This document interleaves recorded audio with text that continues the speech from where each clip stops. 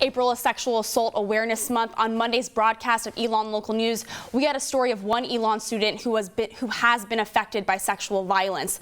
With us in studio today is Katie Mars, Maddie Groby, and Courtney McMasters. Thank you so much, ladies, for being here today. Thank you for having us. Yes. So, Katie, can you tell me a little bit about this project and what kind of got you started with it? Of course. So this is actually Maddie's brainchild, and she kind of talked about how at the beginning of the year there were a lot of incidents of sexual assault and sexual violence reported all in one weekend, very concentrated, and thought, you know, we got to do something about this. We got to open up this conversation. So the project we're focusing on is we are collecting narratives from sexual assault survivors and people who know sexual assault survivors who feel comfortable sharing these narratives. And we are collecting them anonymously, so we don't even know whose they are, so there's no worries about any of that. And then we're taking excerpts from these narratives and we're having men on campus read them, and we're videotaping it and having the men react or just show kind of what they think about it and all of that. We're hoping that this empowers women by, you know, sharing their stories and having them be able to get a voice out there of what happened to them and that this is a real problem, but also kind of creates allies through the men on campus and opens it up so that men can kind of help to recreate the social norms around sexual assault and realize that, you know, we're all part of this conversation. It doesn't matter what your gender identity is, we're all part of this conversation and this bigger problem. Great. So what's been the process? Like, what have you guys been going through as you've been putting this project together?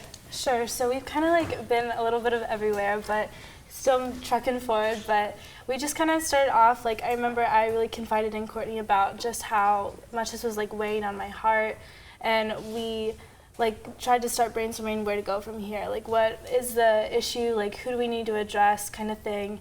And so we have like kind of been talking to different people, reaching out, had a meeting with Sparks and kind of heard some pros and cons of like how we can kind of work through everything. But now we're in the process of where we're collecting these narratives and then hoping to like move forward to opening up as much as we can, get to different kinds of groups of people, make sure that we're reaching all like genders and races and different kinds of groups to make sure that everyone's story can be heard.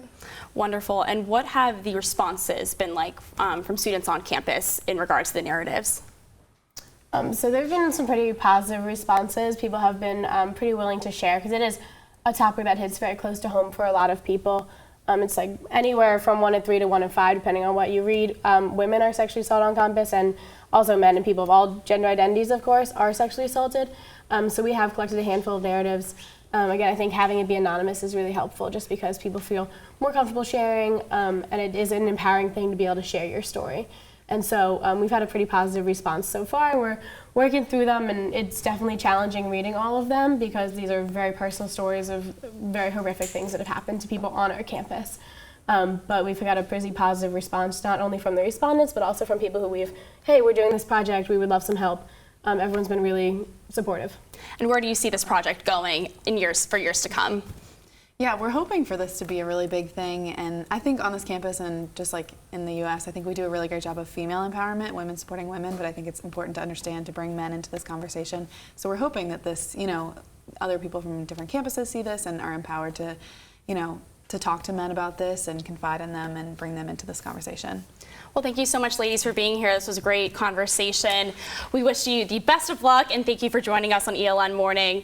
So students are encouraged to report acts of sexual violence by dialing SafeLine, a 24/7 advocacy hotline at 336-278-3333.